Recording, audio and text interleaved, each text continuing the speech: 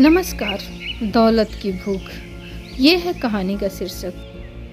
तुम्हारी जैसी ही औरत सामने वाले को खुलेआम छूट देती है अपने ऊपर अत्याचार करने के लिए। अपने स्वाभिमान और अपने हक के लिए बोलना सीखो। मणिपुर गांव में सुनैना अपने बेटे और बहू के साथ रही। इसकी बहू अनु तो बहुत स्वभाव की अच्छी थी, लेकिन इसको इसलिए पसंद नहीं थी कि वो अपने साथ मायके से बहुत सारा धन और जेवर लेकर नहीं आई थी। उसके पति का देहांत कुछ दिन पहले हुआ था। सुनैना अपने बेटे के सामने बहू की बुराइयां और कमियां ही गिनाया करती थी। सुनैना अब कई चाल चल रही थी। मैंने गहना नहीं चुराया है माँ जी का, आप तो कम से कम मुझ पे विश्वास करें। अनु की सारी बातें किशन सुन लेता है और किशन कुछ नहीं बोलता है और अपनी माँ के पास जाकर, माँ, मुझे नहीं लगता कि आपके गहने अनु ने चुराया है। उसकी इतनी हिम्मत नहीं है माँ कि वो आपकी गहने चुराए। फिर भी आप देख लो पूरे घर में और उसके घर में भी चेक कर लो, कहीं रख दिए होंगे। उसके बाद वह दुकान की तरफ चल देता है। रास्ते में चलते हुए वह यही सोचते हुए जा रहा था, वाकई माँ का गहना अनु ने चुराया है, कौन ठिकाना है। किशन उसको पत्नी तो मानता था, लेकिन उससे लगाव और प्रेम उसको नहीं था। इधर देख अनु की बच्ची, मैं तुमसे बार बार कह रही हूँ मेरे गहने निकाल के दे दे, नहीं तो तुझे मैं यहाँ से मार मार के घर से बाहर निकालूंगी और पुलिस थाने में भी ले जाऊंगी। अनु तो गहने चुराई नहीं थी, ये सब सुनैना का चाल था। माँ जी, मैंने आपका गहना नहीं चुराया है, आप चाहे इसके लिए मुझे जो सजा दें। अनु अपनी सास से सफाई देती रह जाती है, लेकिन उस पर कोई असर नहीं पड़ता। शाम को किशन दुकान से आने के बाद अपनी माँ से, माँ, अनु नहीं दिख रही है, कहाँ है? आपका गहना मिला कि नहीं? बेटा, गहना मिलने वाला नहीं था, इसीलिए मैंने उसको घर से निकाल दिया। वो अपने मायके गई। बेटा, अब तुम परेशान मत हो, सब कुछ अच्छा हो जाएगा। कल ही मैं शांता बहन से बात करती हूँ। किशन अपनी माँ की बातें चुपचाप सुनता है। थोड़ा अजीब तो उसको लगता है, लेकिन था तो उसी माँ का बेटा। उसके अंदर भी धन की बहुत लालच थी। वह यही सोच रहा था कि चलो जो हुआ अच्छा ही हुआ। सुनैना कांता के घर जाती है और सारी बातें बताती है। उसके बाद कांता, अरे बहन जी, आपने बहुत अच्छा किया। मेरी भतीजी को तो बहुत पसंद है आपका लड़का, और दहेज, उसके लिए तो आप अपने घर का कोना कोना खाली कर लीजिए। उसके बाद कांता वहाँ से चली जाती है। कांता की बात सुनकर सुनैना तो गदगद हो जाती है और अपने बेटे की शादी की और बहुत सारे दहेज के सपने बैठे बैठे देखने लगती है। 2 सप्ताह बाद किशन अपनी माँ से, माँ, अनु अपने पापा के घर नहीं गई है। जब पापा के घर नहीं गई तो आखिर कहाँ गई है?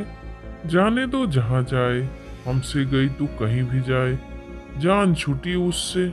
इधर अनु अपने पापा के घर नहीं जाकर अपने मौसी के घर चली जाती है। वहाँ जाने के बाद, मेम साहब रुक जाइए, मैं आपके घर गई थी। अरे तुम पागल हो गई हो क्या? बीच रोड में खड़ी हो और रुक जाओ बोल रही हो। कौन हो और क्या करने मेरे घर गई थी?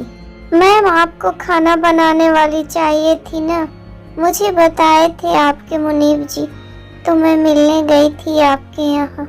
ये है टीना, सेठ धनराज की लड़की। बचपन में माँ गुजर गई, लेकिन बाप ने इसको नाजों से पाला। राजकुमारी से ये कम नहीं अपने आप को समझती थी। अनु की पूरी बातें सुनने के बाद टीना अपने गाड़ी में उसको बैठा के अपने घर लेकर चली जाती है। इधर किशन और उसकी माँ दोनों शादी की तैयारी में व्यस्त थी। माँ, मुझे कल कांता चाची के साथ उसके मायके जाना है। लड़की मुझसे मिलने के लिए कह रही है। टीना ऐसे तो नए जमाने की लड़की थी, लेकिन मन उसका बहुत कोमल था। जब अनु की सारी बातें सुनती है तो उसे समझाते हुए कहती है कि तुम मेरे घर में अपना घर समझ के रह सकती हो। ऐसे ही देखते देखते कुछ समय बीत जाता है। एक दिन, अरे बुआ, आप कब आई? और कौन से लड़के को लाने को कह रही थी? आप उस लड़के को समझा दी है ना कि मुझे शादी में कोई इंटरेस्ट नहीं है, मैं बस पापा के कहने से शादी करूंगी और उस लड़के को मेरे साथ मेरे घर में ही रहना होगा। अरे बेटी, मैंने उसको समझा दिया है, तुम जैसा चाहोगी वैसा ही करेगा, जहाँ चाहोगी वहीं रहेगा। किशन को वहाँ बुलाकर उसकी बुआ वहाँ से चली जाती है। बुआ के जाने के बाद पता नहीं यह लड़की क्या करेगी, इसको भी नापसंद न कर दे, यही सोचते हुए बुआ उसकी चली जाती है। आप बैठ जाइए, बुआ तो मेरी सब कुछ आपको समझा ही दी होगी। वैसे मैं शादी के खिलाफ थी, मुझे शादी में कोई रुचि नहीं है।